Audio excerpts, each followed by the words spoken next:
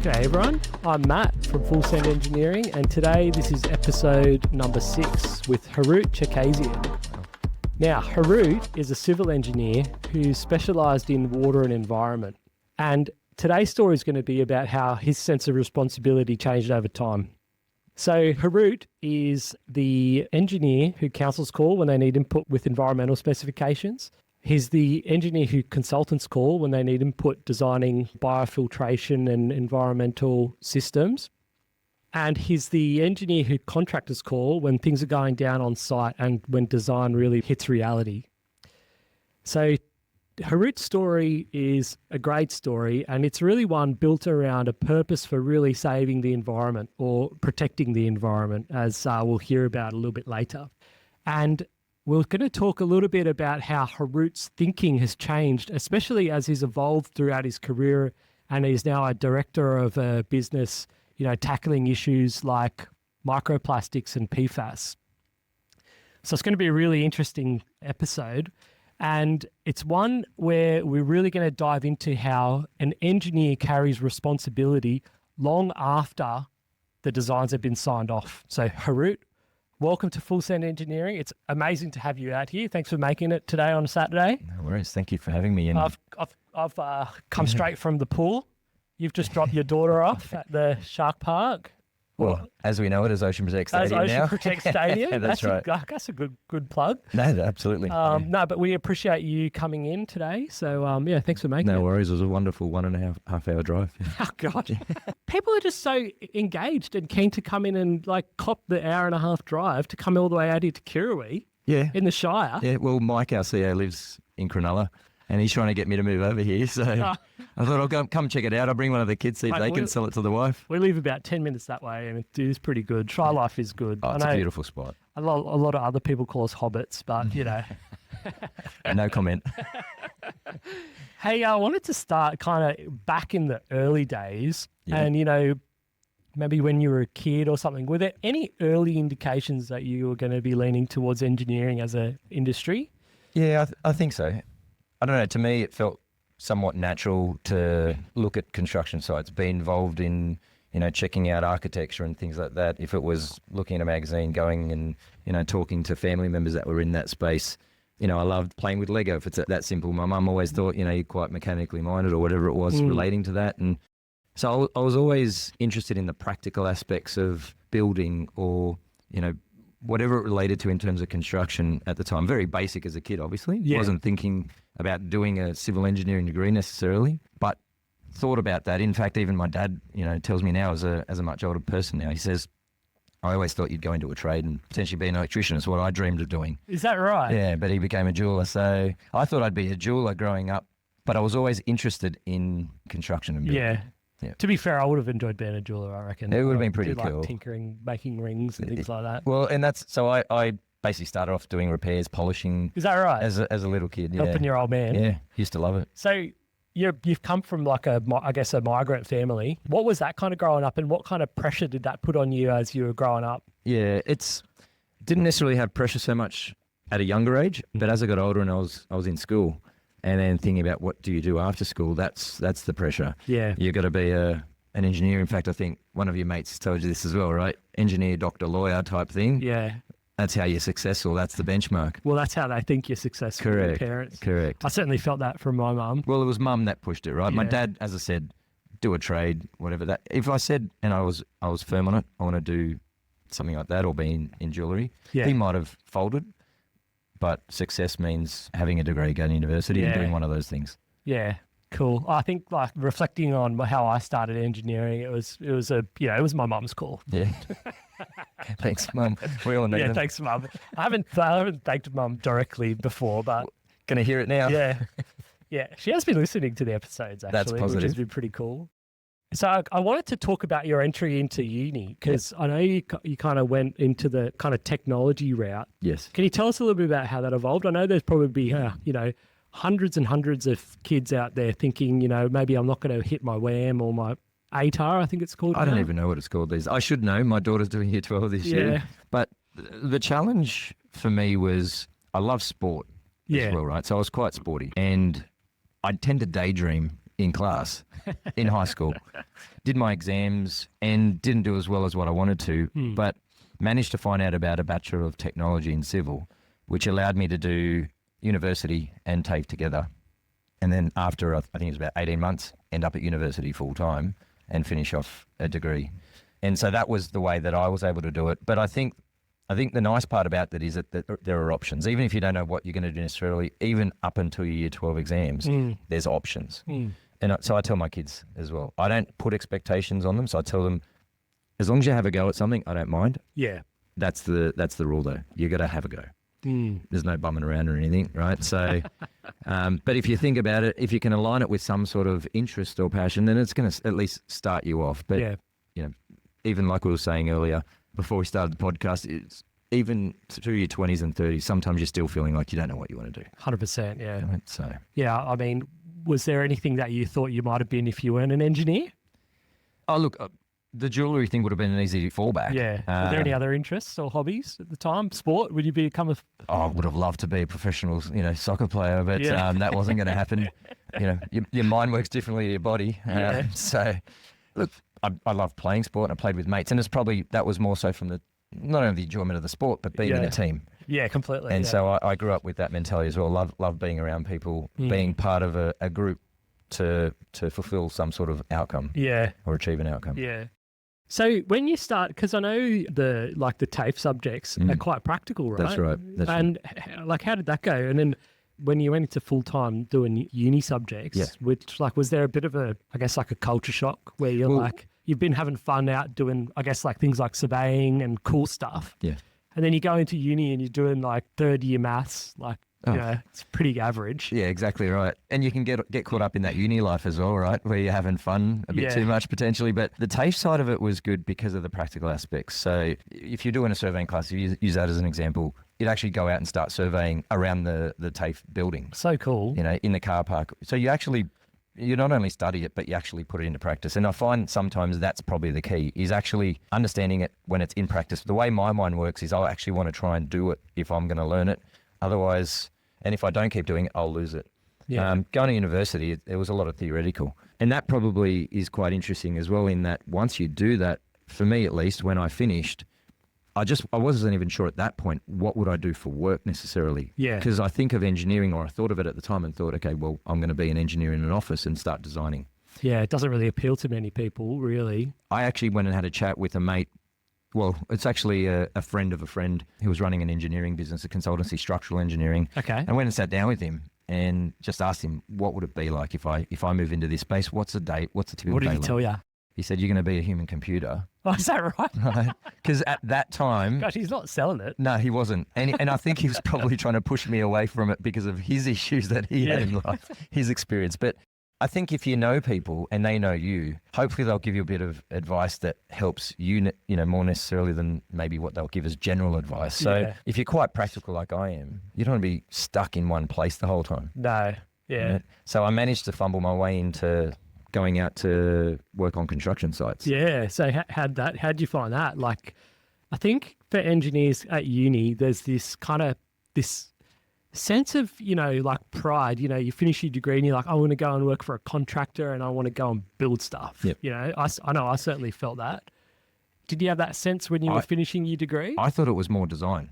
And I love the idea of the design, because then I've had input in something. Imagine you're around in the day when they were going to design and build the harbour bridge. Oh, mate, yeah. I do think about that. Right. So you think designing that, amazing. Working on it was also just as exciting, but I never thought of the part of going out and being the engineer on the ground. Okay. I thought of being in the office designing. And that's how my mind worked at the time. And therefore, when I finished university and I started thinking about jobs, which was really within finishing and starting work was a very short period for me. I was lucky enough because I graduated mid-99 and the Olympics were going to start in 2000. They were still building. So I ended up working on the International Broadcast Centre. Wow. Where all the media was set up. Oh, is that right? So, and it's nothing really that special if I stop and think about it, because we were designing and building the car parks. It wasn't even the building. Hey, I designed and built many car parks around that area, mate. But that was the nice part about it, because it wasn't just that it was new and it was practical, and you're getting in the ground, you're in dirt, you see machines, you've got excavators, you've got all that stuff going on. You've still got plans, you've got QA systems. Yeah. You've got to follow all that. You've got a consulting engineer that's designed it. You want to try and achieve it. But now it's about solutions, because you put something on plan, it's not necessarily what you're going to build exactly the same way, right? Yeah. You hit a service, the ground conditions are different. Completely. Yeah. That was fun. The solutions part was fun. Plus, again, working out in a team, to me, was awesome. And getting the experience from different people. You've got labourers, you've got a foreman, you've got a project manager. So you have experience in different teams. And I loved that part of it. Yeah. So I can just imagine, you're out on site, might be working 5-6 days a week, kind of getting hammered. Was it what you expected when you finished your degree? Was a bit of I didn't think about what it was going to do from a lifestyle perspective, because you work on the Olympics at Homebush, for example, and then the next job, when that finishes, you got to go somewhere. They might send you to Newcastle. You might be out near the airport here or something. So I was all over the place. Yeah. And in your early 20s, it can be okay because you're hanging out. You get to have some beers afterwards or whatever it might be. I have a girlfriend, and so life's easy. I'm living at home. But I started thinking after a couple of years, what do I do if I'm wanting to start a family? I don't want to be away from the house, from the family 6 days a week. Yeah. We're working Saturdays, and then if you're traveling, you're not home during the week either. Jeez. You might just stay on site. You might, like I was in Singleton. I remember being in Singleton for 2 weeks straight. You're not going to drive home every day. No. So, and that, for me, being a bit more traditional in terms of my thinking, I did want a family. I didn't want to leave it till later in life. I thought about that part of it and what that would mean for me. And so I spoke to a couple of recruitment agents, and a job became available at a business called BHP Lysite, which was building products. It was a small building arm of BHP in Chullora. But it was meant to be a technical role, and I didn't even think of it at the time, but it was a technical with a slight sales focus. You're the technical guy that people come to if they have questions about some of those building products, and you provide advice, solutions. Engineers might ask you, a contractor might ask you. What I didn't think about at the time is it was obviously a sales focused or client-facing type role. The problem is that job had just been filled. So they said, we want you to do that. We're just going to put you over here in internal sales for a little while, learn about the products, and then we'll actually create that job. How funny. And they're like, oh, yeah, we want you, but go and work in the sales team for a little bit. Correct. 10 months later, I'm like, what am I doing? What am I doing? So I managed to speak to that recruitment agent again one afternoon as I left work. And it was a really simple question, how are you going with it? And I responded with, not good. Not going? Yeah, not going. She said, okay, well, you know what? I just happen to have another client. It is an interesting role, but in building products with a structural emphasis, again, technical. Why don't you go have a chat to those guys? And the company was Humes. And it was looking after a precast flooring system. But you're having to design the solution and then sell the solution, follow through manufacturing and delivery. Cool. Yeah. What do you think, when you hear like engineering sales, I think there's a few misconceptions in the industry around, like, why do people not like the word sales? It sounds very transactional. What's your take on it? Why is there this conception in the industry? It's just been like that for years, right? And I don't know if it's because people think of secondhand car salesmen or if they think of real estate agents. And I've thought about this quite a lot over the years. And I tell our sales teams, don't be ashamed to call yourself a salesperson, a sales rep, an agent, whatever it might be. A lot of people try and change it to be an account manager. We're now business development managers. Yeah. Right? We're all business development. Yeah. We're all selling in some way. Yeah. Right? If you come up with a solution for a job or you're designing a project, you've got to sell it to the team. You've got to sell it to your client. You've got to sell it to a council. When I say sell it, not as in trick them, but you're trying to convince them on the solution you've come up with, and it's the best way to do it. You're trying to get them on your side. Correct. So sales, I think, is a natural thing, but for some reason it just comes across as a dirty word. Yeah. Because of maybe some of those other vocations. But I have no problem with it. I love that I was on the technical side. It's a really difficult job. Sales as a general thing is difficult. One of my mates is in medical sales, but he started off selling photocopiers. Is that right? I don't know if there's anything harder than that, and it's the best proving ground. He's probably like the most gun salesman. If you cold call and knock door to door and you can do that, that's hard you can work. probably do anything. Yeah. So and he's ended up starting his own business, and that's so you can go from sales, the dirty word, and end up having your own business and having hundreds of people under you. Yeah. And delivering, products or solutions that you love, you're passionate about, you know. So when you moved into Humes, I mean, did it come naturally to you in those early times? No, and even through school when you go on your camps and you do all these, you know, personality tests or whatever it might be. I mean, I'm an introvert. Right? I'm not the guy that's going to go stand in the middle of the room and command. It's probably why we get along. But what you find is that you build experience over time and you become confident about what you do, and you at least accept internally that you have something to offer and you can do this. Some things start to come a bit more natural. You find it's a bit easier to do. So I had to push myself to deliver presentations, to go into meetings, to have to try and tell a client this is the way I'd do it. And so you learn that and you end up, you know, becoming good at something. But it doesn't mean that naturally you're still going to be like that. But I guess, yeah, you find a way around it and you just do it. So in those years, I mean, you're at Humes for, you know, going on 10 years. Close to 10 years. What's the kind of Harout way when it comes to clients called you and they've got a problem? Kind of what's the way you go about it? I think, look, and I tend to keep it simple.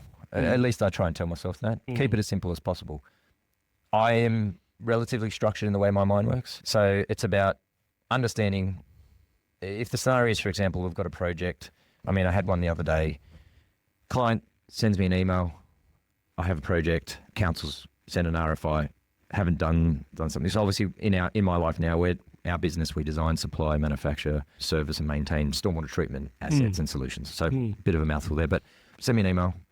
Project, I can't even remember what it was. I think it was in Bachelor somewhere. And we didn't do this part of the design. It's gone in for assessment for DA and council sent an RFI. Need your help. So my first protocol is pick up the phone and have a chat with them. I know a lot of younger generations now, the communication thing is a bit difficult. So it's more SMS, WhatsApp, send a Teams message, maybe an email back or something. Yeah. And it's just communication electronically. Yeah. Pick up the phone, just have a chat. Old school, yeah. Ask some questions. Yeah. Get to know them, what their issues are, what they're trying to achieve. And that way you'll build a bit of a picture of what you then can deliver. Yeah. So in that scenario, okay, what council area are you in? We're in Wallara. What are the water quality objectives? Tell me a bit about your project. Have you got some stormwater plans? Let me look at your levels. Let me look at location. You know, is it tidal?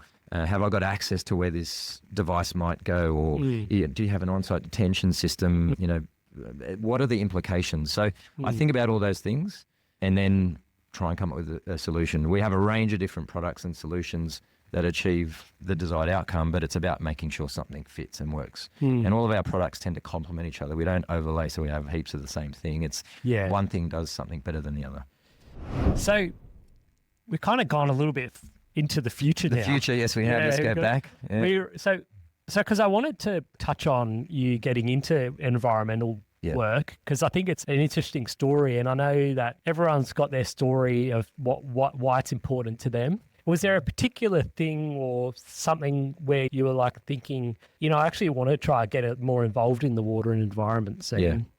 It's interesting. It probably didn't come to me at the time when I was young, but it's funny how in life you look back and you think, okay, things happen for a reason, or I can understand now, you know, and it makes sense in my mind the way I think and what I'm passionate about or what I'd like to do, what I want to see my kids' future like, or what their future will be like. I mean, growing up, you know, I was quite an outdoorsy type of kid. I was on my bike. I was playing sport. I'd go fishing with my dad. We had a little place up at Lake Macquarie. So I was lucky enough that I had a little tinny. Oh, nice. We'd, you know, 5, 6 in the morning, jump into the boat, go out, go fishing. And so being able to do that is a privilege. In a lot of places around the world, you don't have that opportunity, whether it's because of just the way of life, if it's cultural, if it's because of the environment.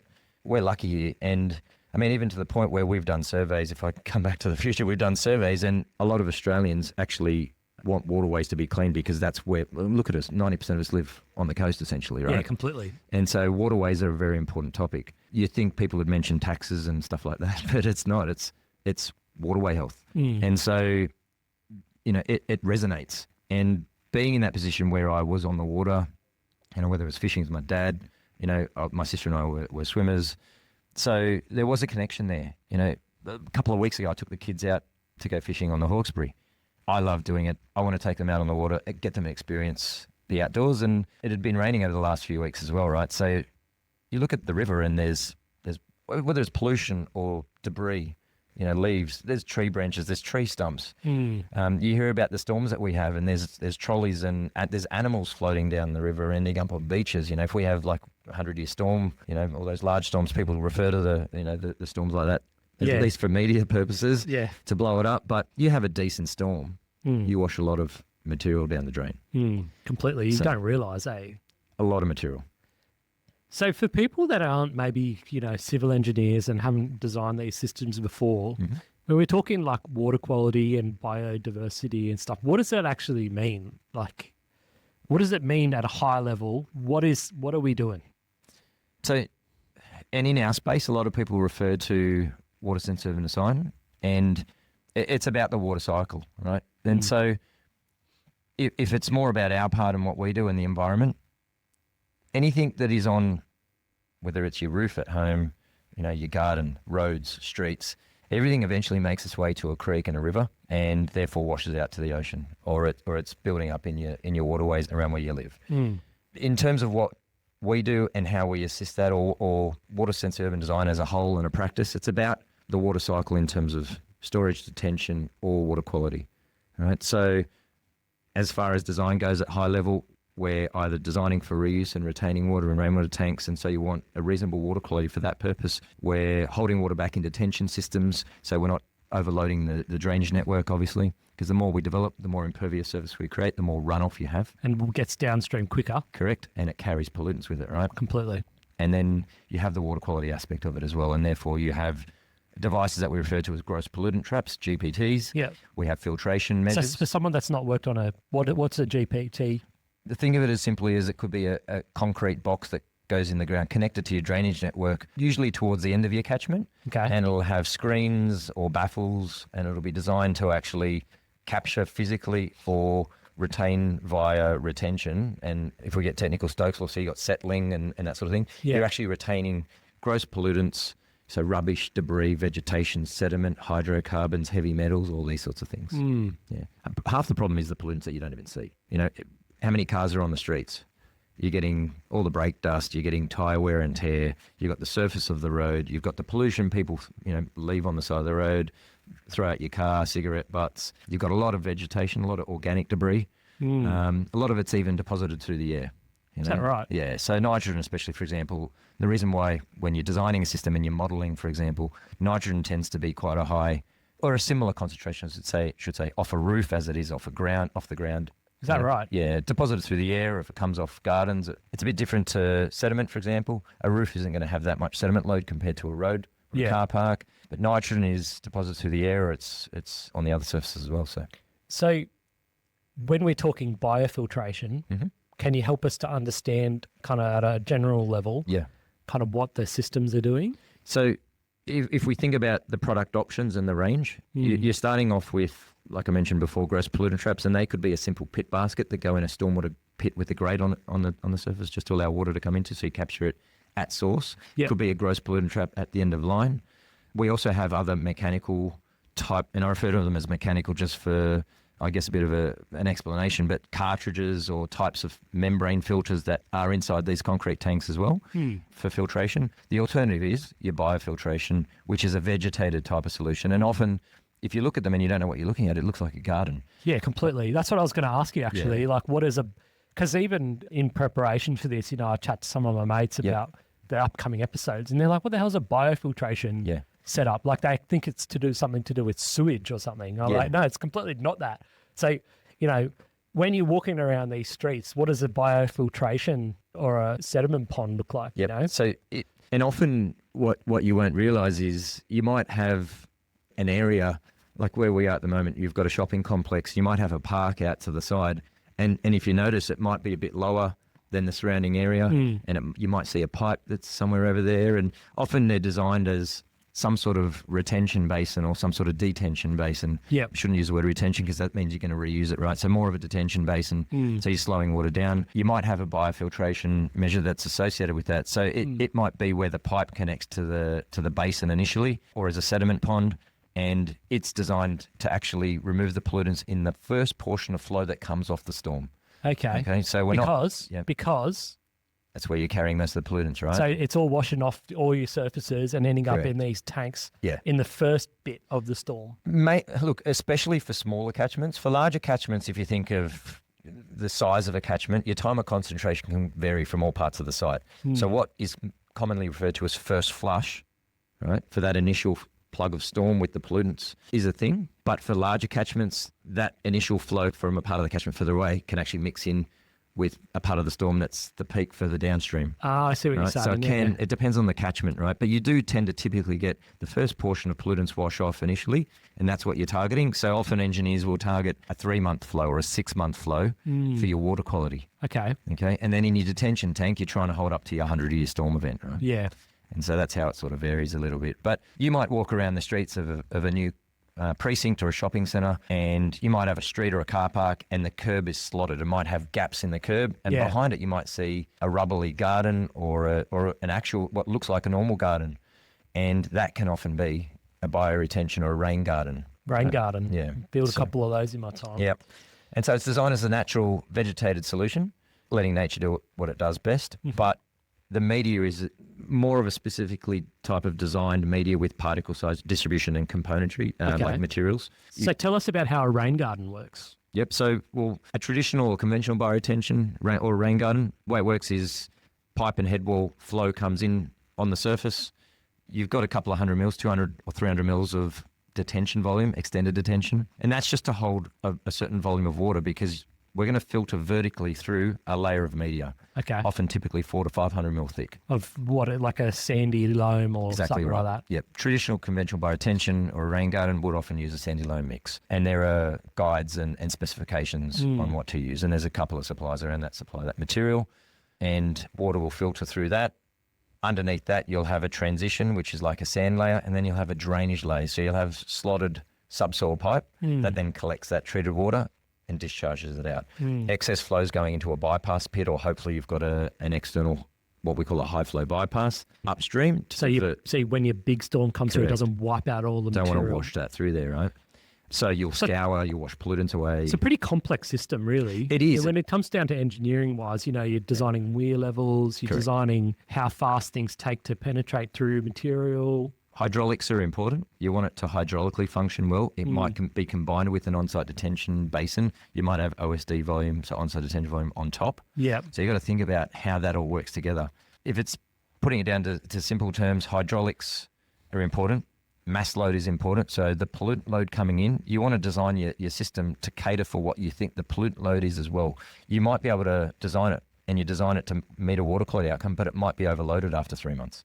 Completely. And then it's not really doing much, right? Such a balance, eh? Correct. And unfortunately, land is very expensive. It's a premium. So it becomes a box-ticking exercise a lot of the time is what I see. You run a model.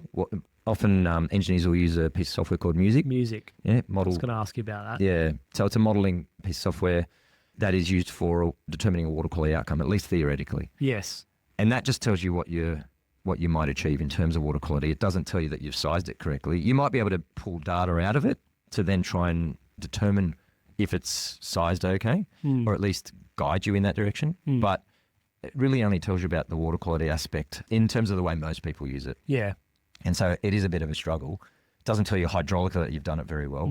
It assumes pollutant load can be consistent. Okay. You can play around with it if you know what you're doing. A lot of algorithms built into it. But it's pretty much become the industry-wide accepted tool for designing water quality So systems. when I know, because back in the day when I was in a consultant at Northrop, we were designing, not me, obviously I was working in But the you could. construction space. I could. I could. I don't know if I'd do it very well, but we were, at the time, I was back in kind of like 2010, 2012 time. And I remember hearing quite a lot about the Blacktown spec. Yeah. Tell us about how that kind of evolved and changed things in the game a little bit. Yep. Because I know they started specifying people using music to supplement their DA applications and stuff like that. And if I go back in time, because again I've come to the future and we wanted to go back, water quality. Even when I moved over to Humes, I was in the structural side of the business, but I ended up moving into the water quality team and looking after New South Wales. And gross pollutant traps were a product. Well, there's a couple of products that they designed and sold. And so that was my experience getting into the industry. And at the time, it was pretty much just an accepted thing that you needed a gross pollutant trap to achieve a water quality outcome or meet a requirement from a council in the DA. And therefore, you were just sizing it up to remove gross pollutants. If it was a shopping centre or that type of application, if there's litter as a expected issue. If it was a car park or a road or a highway, you might design a different type of GPT. There was a couple that we had that target more sediment and hydrocarbons and that sort of thing. Okay. And so there was a little bit of a difference between the types of technologies. And then over time, obviously, there's more of a focus on water quality. And so you get to, for example, around that time that you mentioned, say around 2010, and you start seeing policies and guidelines being released and Blacktown leading the way. And an engineer that drove it, Tony Merrilees at the time. I remember hearing Tony's name a lot in the office. Lovely man, actually. And so these guys are so passionate very about what they're knowledgeable. doing. Yeah. Like, yeah. You know, you have a call with these people and you're like, wow. Yeah. I actually get what they're trying to achieve. You know? Yeah. Yeah. The hard thing was that it was very by the book. So for a lot of consultants and engineers, it was like, look, it's a conceptual tool. I'm designing this or I'm doing that. You know, why isn't this good enough? And it's, well, we've got to hit the targets. If we draw a line in the sand, this is what I want you to achieve. If I let you, you know, it's good enough sort of type of approach. It's like, what happens next time? Is it just a little bit more? It's good enough. And so we go backwards, if that makes sense in technology. Yeah. So, you know, Tony was pretty fixed on, okay, well, they release water quality objectives, 85% TSS. What's suspended solids? Yep. So particles, essentially. Phosphorus, total nitrogen. Where does phosphorus and nitrogen and like you talked about nitrogen coming, like nitrogen particles. Well, it can be from industry, it can be from vegetation, and that's often part of the issue. Even sediment. You if you look in the gutters if you're walking around. I mean, I'm a bit of a nerd. I look at all sorts of stuff. The amount of times my wife's told me that she doesn't like, she's not that interested in the thing that I designed out the front. I took the kids and the wife. We went on a family trip last January. We went to America for 2025 and. You know, we're walking around. The wife organised everything. It was fabulous. I didn't have to think about much. But there I am still looking at great colours, lids. Taking photos. Exactly. The kids are over there on a roller coaster and I'm walking around the park at Disneyland thinking about where does the water go and what's happening. You know, that's so classic. Such a nerd. But it becomes your life, right? Yeah. So, you go and have a look in the gutter and you'll see a lot of sediment build up in areas. A lot of that can tend to be organic matter. It's broken down, you know, leaves and dirt from gardens and what it might be. Yeah. A lot of it can come from the vehicles that we drive. A lot of it is from industry and what we release into the atmosphere. It can be an issue. And a lot of it then ends up in the waterway. When it rains, you get that first flush, ends up in the waterways. Yeah. All mixed in, all the organic matter mixed in with the phosphorus and the nitrogen. Some of it's particulate, so it's in physical form. Some of it can dissolve depending on temperature, pH, and it can all change form. There's different speciation, so it can become a challenge. But it becomes concentrated to some degree in your drainage network or in a gross pollutant trap, and you end up with algal blooms in waterways. Oh, right? Of course, yeah. Because of the concentration. Right time, right temperature, right concentration, and you get an algal bloom. You get fish kills. And they're so difficult to treat. I remember one of my mentors, Mal from Northrop, was dealing with one of the algal blooms in Centennial Park. Yeah. And, you know, it was just a really difficult project to approach. It can be. Mr. Mal Brown? Yeah. What a great guy. Oh, he's a legend. I love Mal. And again, another guy that is... You know, leads a team at Northrop and is very knowledgeable, very practical. I knew Mal before he started at Northrop. Yeah. Back from his days when he was at Storm, for example. Oh, that's right. Yeah, of course. And they were specialists in this space. Yeah. Designing rain gardens and bioretention systems. A lot of the ones that were designed in City of Sydney are from Storm back in the day. Cool. So he would have worked on projects like that. You know, we've got people like Mark Liebman who has his own business as well and consults to contracts to Blacktown Council. And, you know, he tells me about water bodies or we're working on a waste facility at the moment. You know, I'm helping him design up a water quality system for that. And so you get involved in quite interesting projects. But yeah, you find you get algal blooms in especially freshwater bodies with phosphorus, or you have fish kills, you have Parramatta River. You've had 50, 100 years of whatever it is of industry dumping, you know, material into the ocean, into the waterway, into the ocean, Parramatta River. Yeah. It's not a nice place. No. You know, in time. So when I was a kid growing up. Cooks River. Cooks River's gotten hammered over the years. Exactly right. As a kid, I'd be in the harbour, for example, on a boat, you know, enjoying the waterways. Yeah. And they'd tell you, if you get to, you know, this bridge, you can fish, but don't keep anything you catch. If you get to this, so over time, you're up to the Gladesville Bridge. Eventually, you're towards the harbour bridge, you know. Yeah. And so that by itself, that sort of situation where they're like, no, further and further towards the ocean, the river's getting dirtier and dirtier. Not a great situation, right? This is interesting because I guess this is where it all comes from, I think we've really uncovered what we're trying to achieve when we're designing these systems. Yep. And what we're trying to stop from or prevent from happening. So let's go back to the music as a software. Yep. And I know, engineers, the way to sort the numbers out and get it all happening. What do you think it is that people struggle with, or what is it that music isn't capturing? When it comes to your approval or coming to construction, what is it that we're really missing as engineers when we're just submitting these models for DA certification? It can be difficult because I put myself in consultants' shoes often. And I like to think that way because then I'm coming up with a solution or trying to think about your dilemma the way that you're thinking about it, but having experience in a way that we can solve it.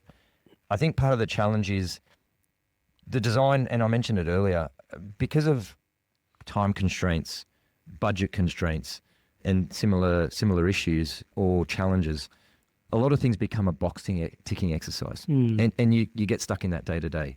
I'd like to think there's a lot of people that care and think about it in the engineering world, and so they want to come up with a good solution. You want to be proud of what you design, but you have all of these constraints or challenges. So music is a tool that it allows you to design for a water quality outcome. Okay. So you set up the sub-catchments of your development, roof, garden, driveway, car park, and you can split it into multiple catchments to represent your development. You then include your water quality treatment devices. It might be one of our gross pollutant traps. It might be another device that's available on the market. It might be a rain garden. You can design a rain garden, a wetland, a detention tank. You can design these into the system, and you have a receiving node, and you're checking your water quality at the receiving node. Or you can check further up for sensitivity analysis, but you're looking at your receiving node. That's what the council wants to see. What is the water quality outcome you're achieving for this development? So it's basically checking when we're talking about the node, it's basically like the last point on your site where it enters into the receiving node, exactly. Yeah. Point of discharge. Where it's going to hit council's drainage network and infrastructure, they want to know the water quality there. So it might be the curb, it might be a pit in the street, wherever your pipe's coming out. And so councils have in their guidelines the water quality targets.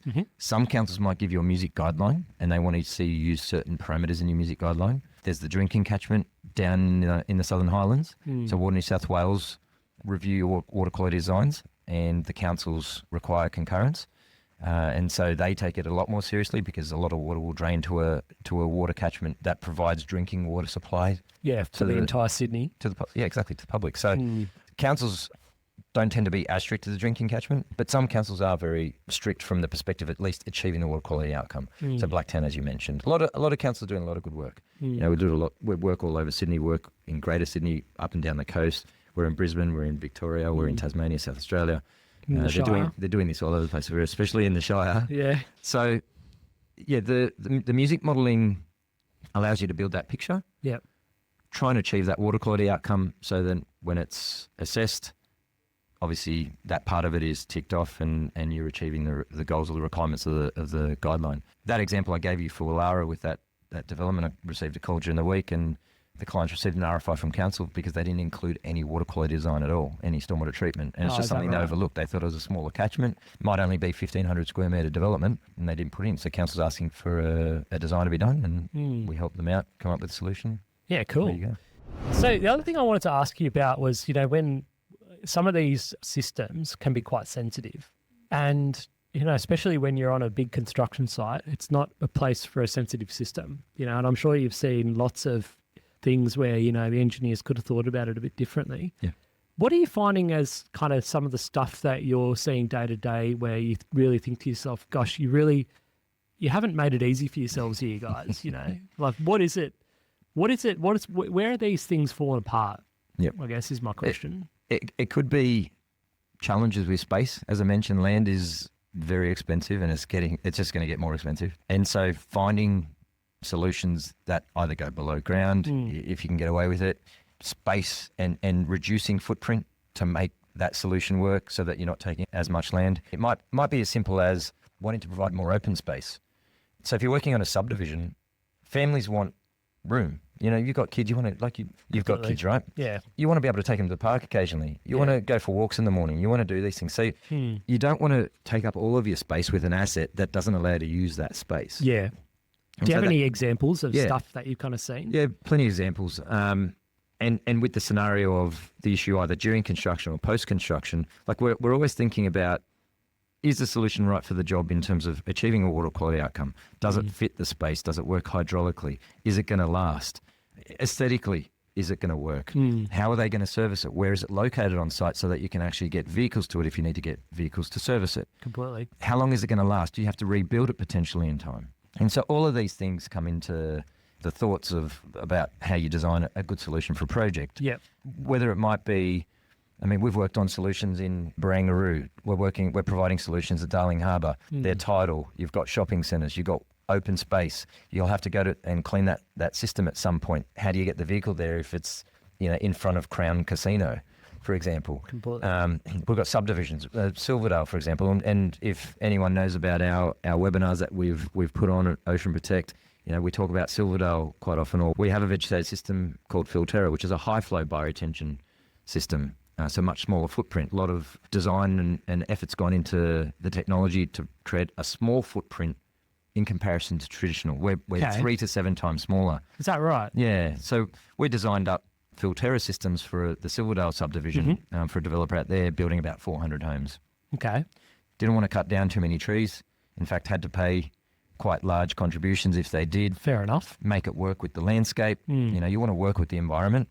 You want it to aesthetically look pleasing because you're building homes for people around this. You want usable space, and you have detention basins, and hydraulically you want to make sure it functions. And so, you know, we've designed up and now constructed 4 different Filterra systems in that Silverdale development. But even during construction, you might have sediment and erosion control issues, right? And it's a big thing when you're working on a development in the middle of the development. You know, whilst you're working through it, you have to control that runoff. Completely. So Otherwise, council will come and give you a massive fine. exactly right. It's just bad practice, right? You're having to clean it up. It's costly. Sorry, not because council will give you a fine, because you care about the environment, obviously. Correct. But you do. There are ramifications. Completely. And it might be simply you've just ended up with tons and tons of material in a creek and you've got to clean it up. You've affected some environmental area. You might have a sensitive area where there's certain wildlife and habitats. So you don't want to impact that negatively. So as an example, we're halfway through the development. We've built our Filterra systems. We've started establishing them. We're looking after them, making sure the plants take. And you have a big storm and you have 20 tonne of material, for example, washed down through your system because the retaining walls weren't built exactly as they should have been, or the overflow swale that's meant to divert the peak of a storm around your system had some issue. They had a stockpile of material in the wrong spot, or it was just put there because it was convenient. It washes down through your system. Now, this is something that I've thought about before, because it's something that happens a lot. A lot of the time, these bioretention systems and the water quality setup, so, you know, they're quite deep, and so you need to get them in at a particular time in your construction. And, you know, you might still be building some of your sites upstream. Yes. So there's a point in time where, you might have your filter material installed and you might cop a storm, and suddenly you've got all this sediment washing down into your bioretention system.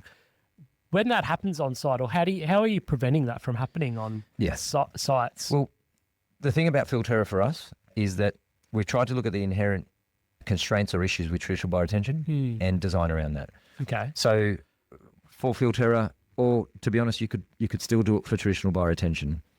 If you design the system so it's offline, so you have a high flow, low flow diversion, like we said earlier, you want to send that initial part of a storm, that low flow, to your treatment asset. You want to divert the peak of the storm around it and away from it. You don't want to send it through if you don't have to.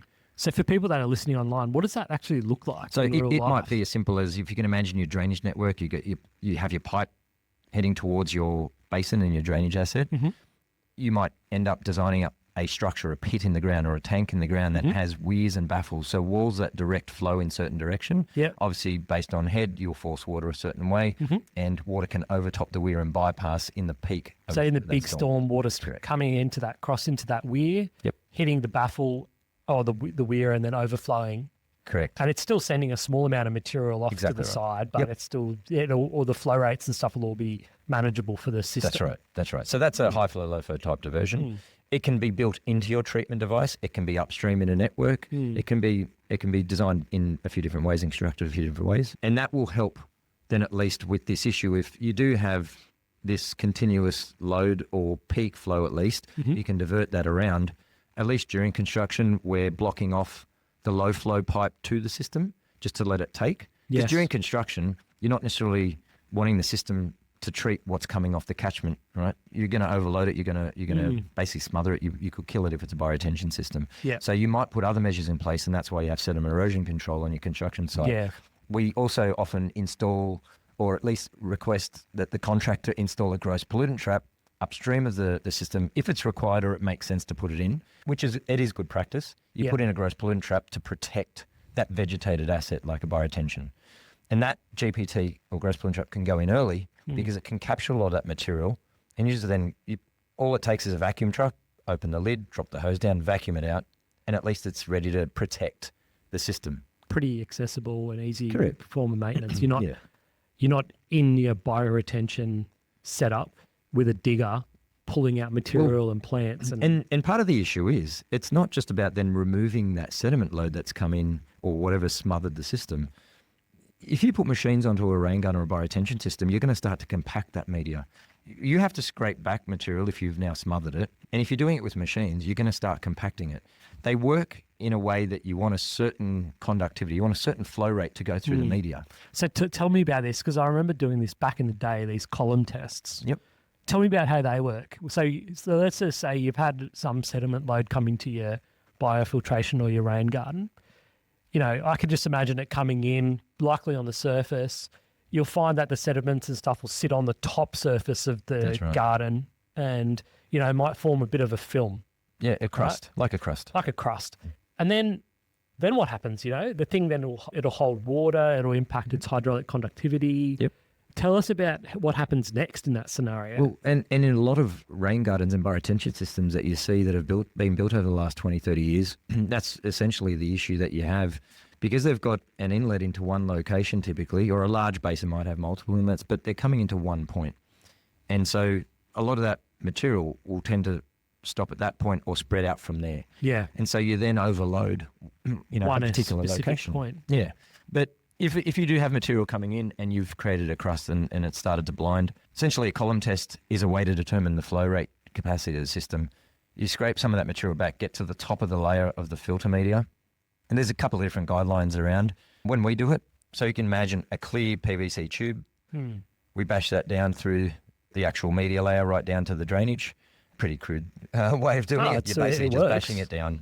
You've got some valves on it, and you're filling it with water, and you're going to time how quickly the water goes through. Right? Pretty simple process, but it's going to determine what the capacity of that media is. Has it been impacted enough that media or that sediment that's come through has now affected it, that it's not going to work, it's not going to work as well. Maybe it's just the top layer. So you tend to then work out, is it the top 20 mil, is it 50 mil, 100 mil?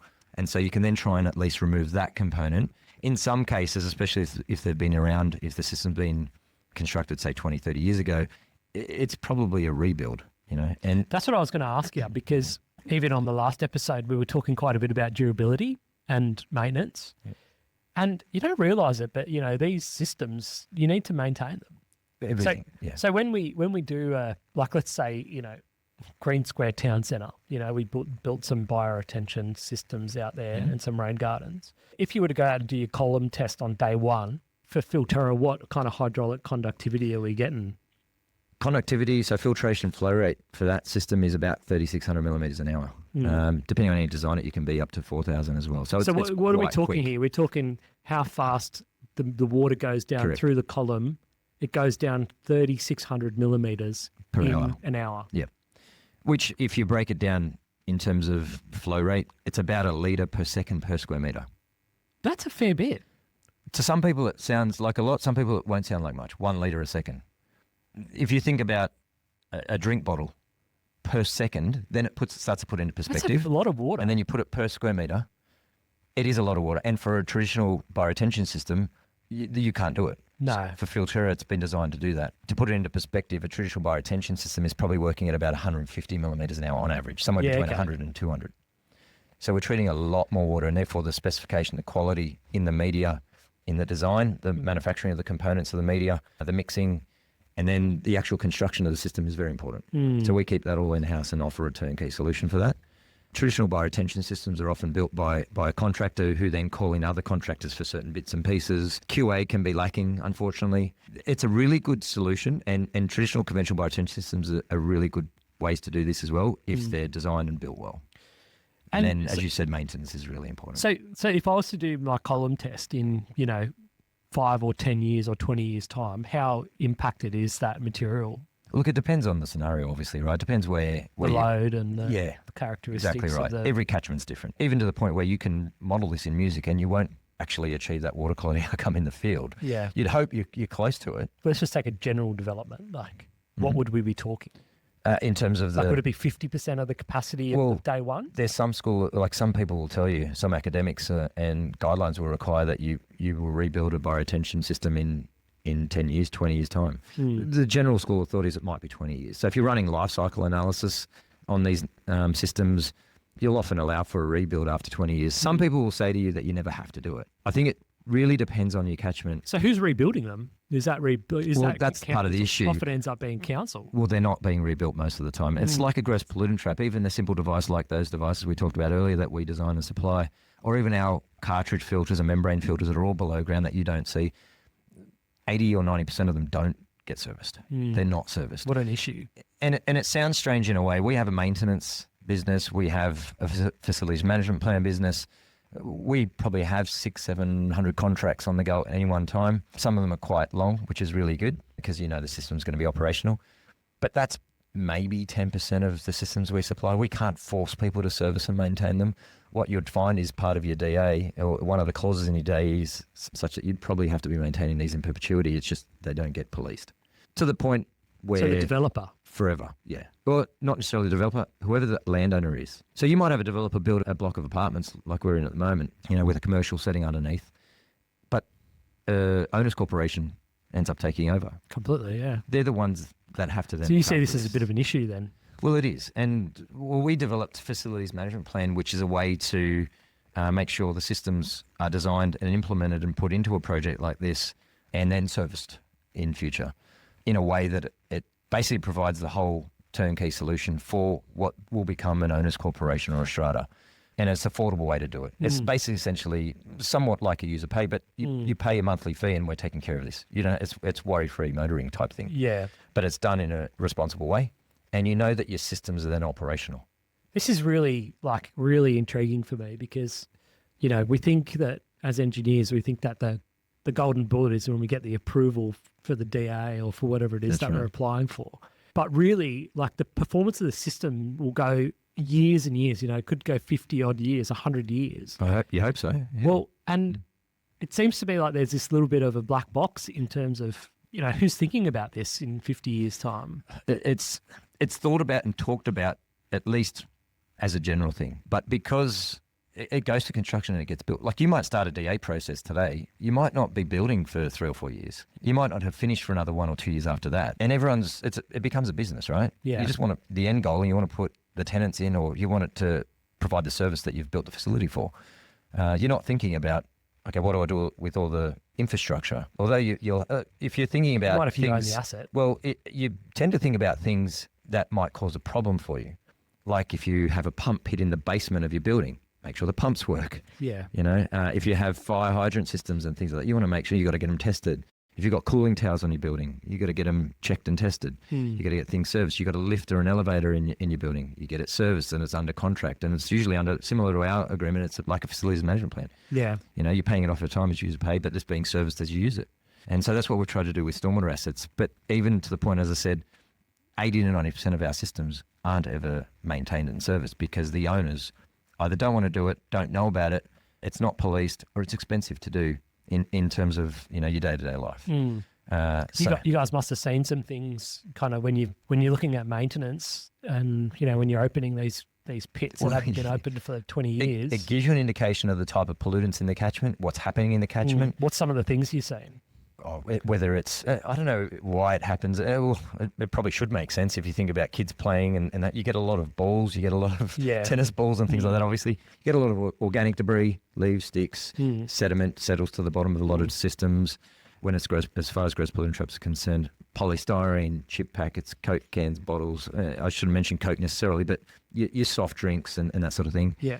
And then it depends on where you are, even to the point where, we've installed gross pollutant traps along waterways.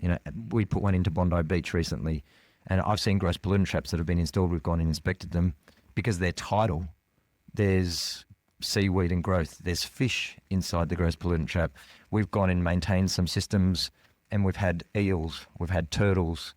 Of course, you're going to get redbacks and that sort of thing. You can end up with snakes in there. Rain gardens and bioretention systems. We went out to Silverdale not long ago and had a couple of councils come out with us just to have a look at them, to see if they'd be interested in using them and see how it will work for them in their LGA. And we come down to the Filterra system and you see wallabies, you see kangaroos jumping around you. You freak out because you hear an animal around you, right? You can see animal poo, snake skin. Oh, no way. Brown snakes. Full biodiversity. And it's actually a really nice thing because it's providing a nice ecosystem, but it's also providing a function in terms of stormwater treatment. Very cool. So it puts a lot of things into perspective for you. So I wanted to ask you now, you're a director now at Ocean Protect and you're also the general manager. How's the kind of thinking evolved for you now that you're kind of, you're not just helping engineers, well, you are helping a lot of engineers, but now you're kind of leading a business and thinking about what's next and really strategizing around this whole ecosystem. What's that been like for you? And has your thinking kind of had to evolve as you've stepped into the kind of the shoes of a director now? Yeah, and it does change. And look, over time, I've been with Ocean Protect. We rebranded from Stormwater 360 a number of years ago. I've been with the company for 15 years, and it was a bit of a leap of faith to go there in the first instance. There was 6 of us when we started. We're a group of 100 people now. Wow. We're designing, we're selling, we're manufacturing.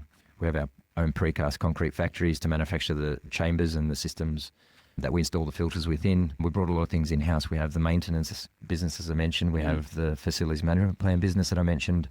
But and on top of that, we have R&D as well. We've got a big laboratory because we're developing technology. We're developing media. You probably hear now in the news about emerging contaminants, forever chemicals, PFAS, you mentioned that earlier. You have those sorts of things coming up as well. Heavy metals in stormwater has been around forever. It's a problem as well. Microplastics. Microplastics is a big topic these days. A lot of it is either because it drives conversation around human health or it's because of liability. PFAS is a liability issue and as well as a human health issue. And so we're learning a lot about that. And we've developed a filtration system for that. And that's where we'll start to focus and move in that direction, as well as having the range of products because we cover the whole spectrum essentially. But you develop those new technologies to either cater for emerging pollutants and those sorts of things, or because maybe policy and guidelines change and evolve. And we learn a lot more. PhDs are completed and studies are completed. And so you learn a lot, right? And therefore we develop technology around it, or we develop it as part of that study.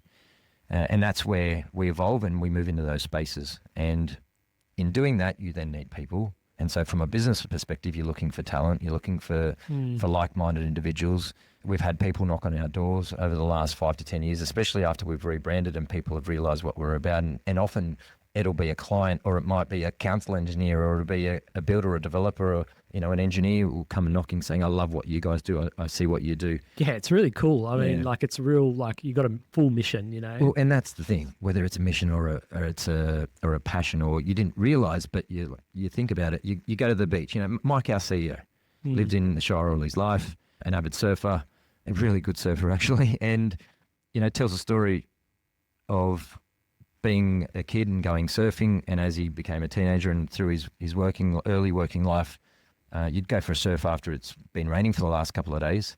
You end up with an ear infection. You'd get sick, and it's because of what flushes out into the waterways, right, and ends up in our oceans.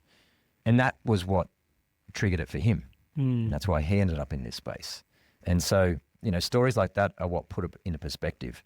Or if it's for me, having young children years ago and going to their schools and talking to them about this, because they ask questions what do you do for work, Dad? Show me your work. Let's go. Or their friends would be asking them. To be honest, actually, my kids have never asked me that. What do you do for work? If I'm honest. But people might ask you, and their friends might say, what does your dad do? Because they might see your system going into their school when their school's being upgraded, which I've done. Yeah. How cool. So I'm there. Their kids are asking, why's your dad here? Or what's that? And where our logo's on it. And so you get to talk to them, explain to them what it is. How cool. We've had people that run childcare centres ask us to talk to the kids about this sort of thing. They don't realise, when they're throwing their rubbish on the ground, they're just kids. Yeah. Look, when I grew up, back in the day before you had seatbelts, you threw your rubbish out the window. Yeah, it's often, right? It sounds sick, right? Yeah. Cigarette butts, but it was normal. Yeah, completely. It's not normal for us if you stop and think about it, because we're just basically dumping in our own backyards. And so it does become a mission or a passion, or you just feel good about it.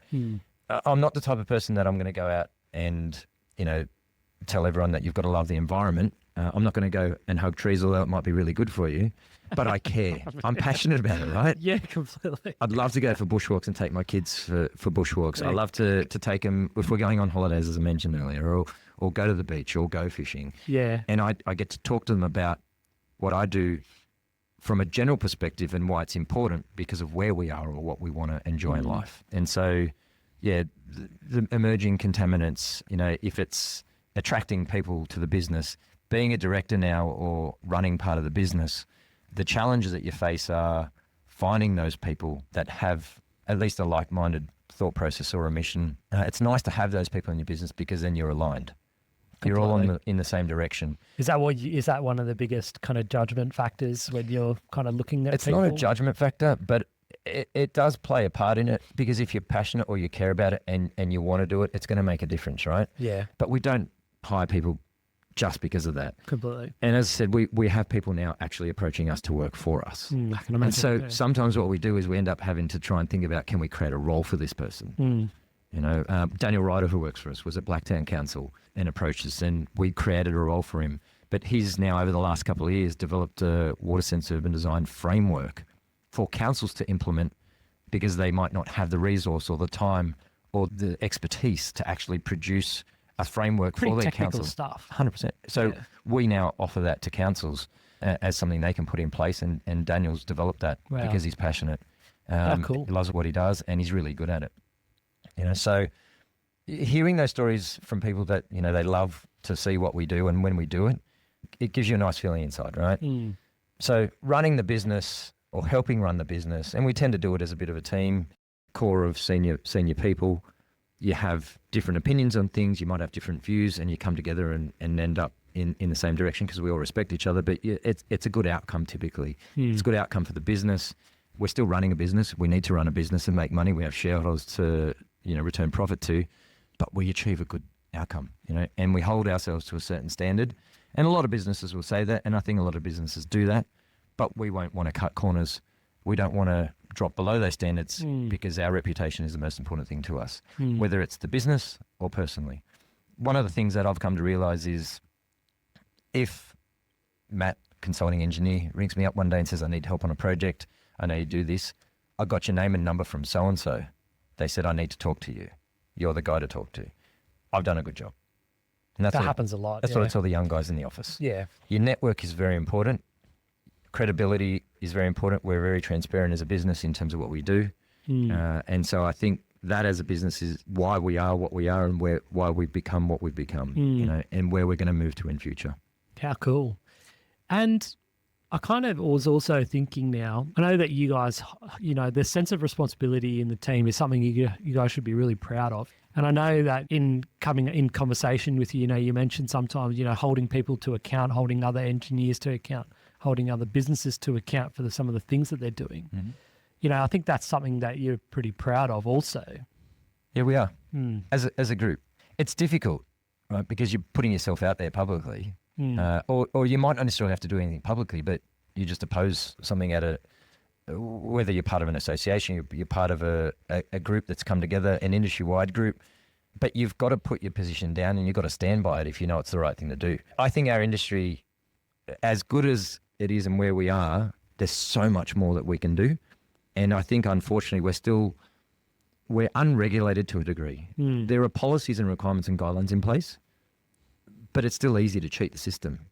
So there are, unfortunately, like any part of business in any occupation or any industry, there are people that won't follow the rules or don't want to do the right thing necessarily, because you're trying to make money.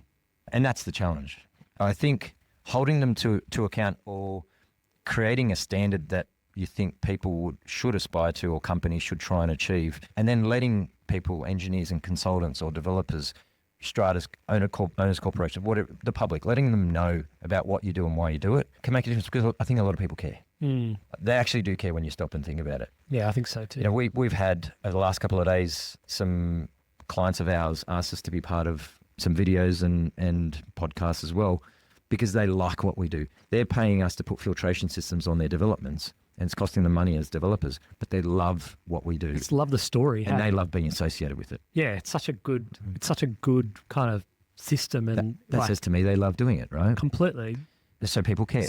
So for engineers or for students or for people that are kind of trudging through their career, do you have any advice on, for people that might be interested in getting involved in water quality or water treatment? Or you mentioned that there are these things that we could be doing better, maybe, maybe is there kind of a couple of things that you could say as advice for people?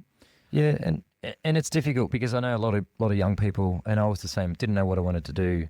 My oldest daughter's doing a HSC this year, or I call it the HSC Year 12. Yeah. And she's still not sure what she wants to do after school.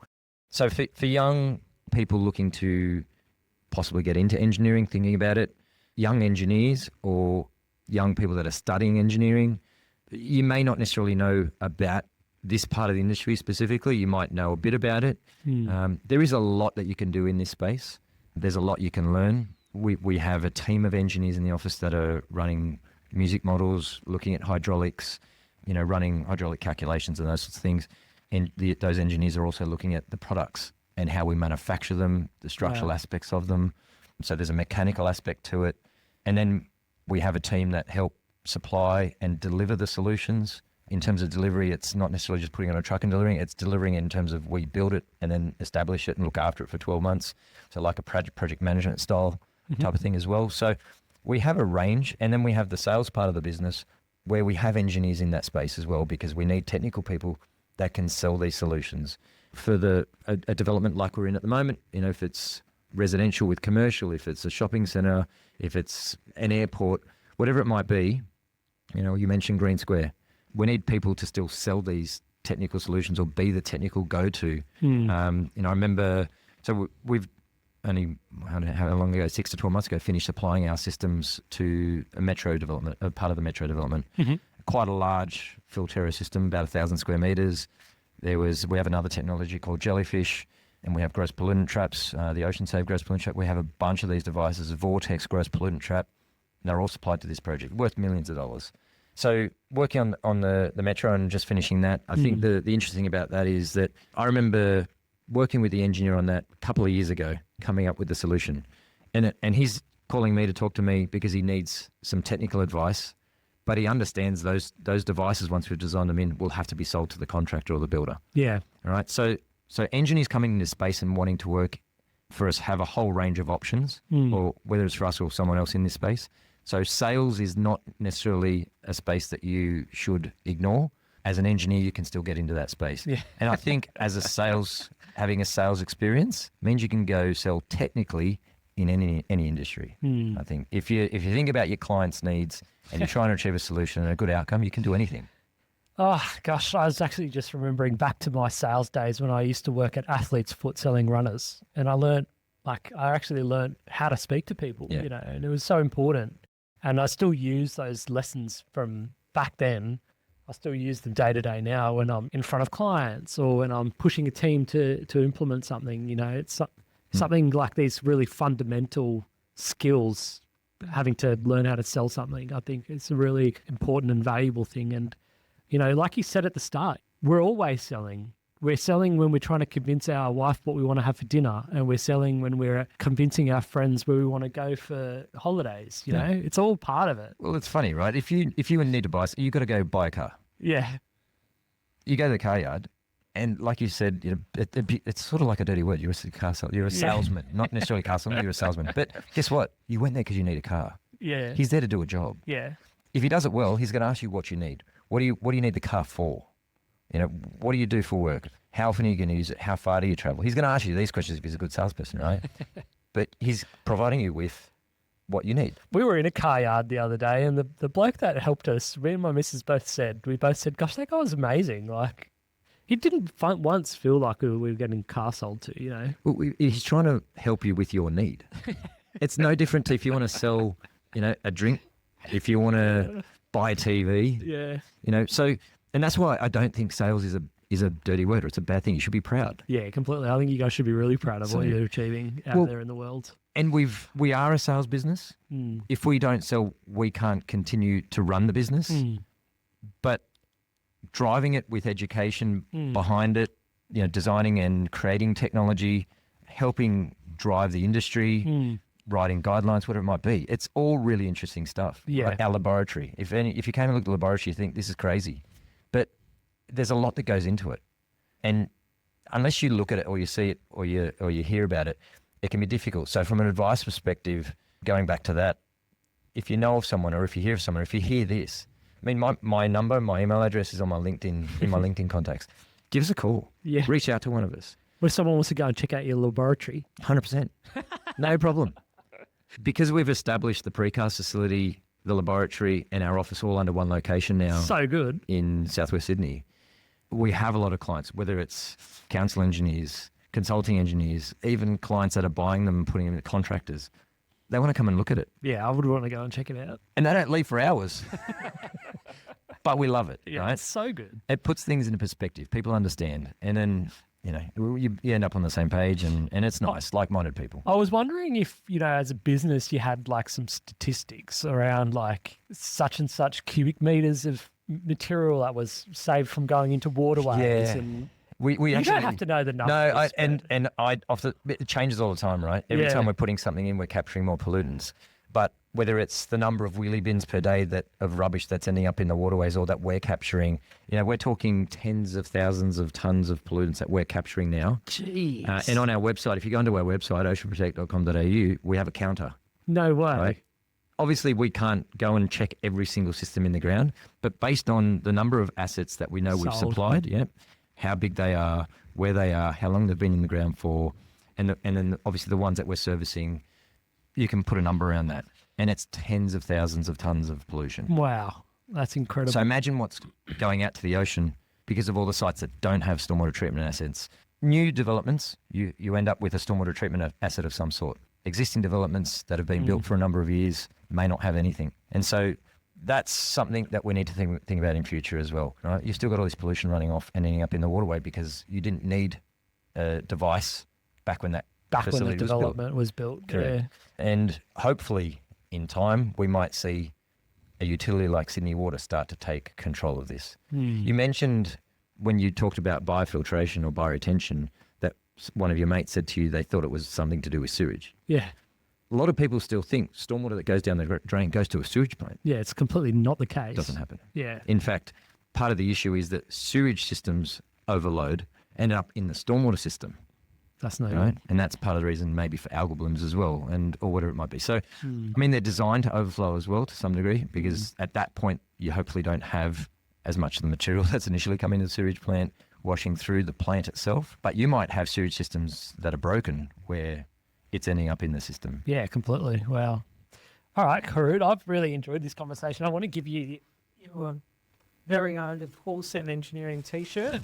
That is very kind of you, mate. Thank you Thanks very so much for coming on the show. Thank you. I wanted to also mention, like, what an amazing story. And I think what really resonates with hearing your story is how passionate you are about actually making a difference and helping local government and councils to implement solutions that actually work.